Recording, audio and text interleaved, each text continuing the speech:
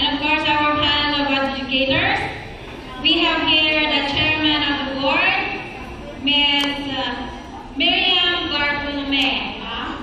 Yes, Miriam is the president of the Picnic Migrant Workers Association and the internal vice president of the Unified Ilocos Norte, Hong Kong.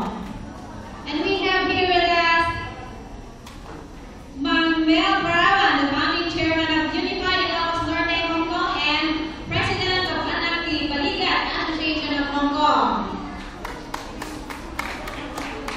Wala ka siya. Grabe.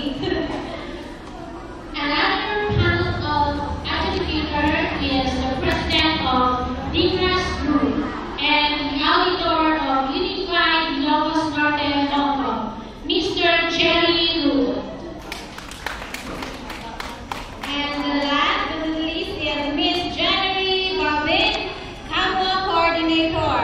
Miss January. Thank you so much sa inyong lahat at good luck.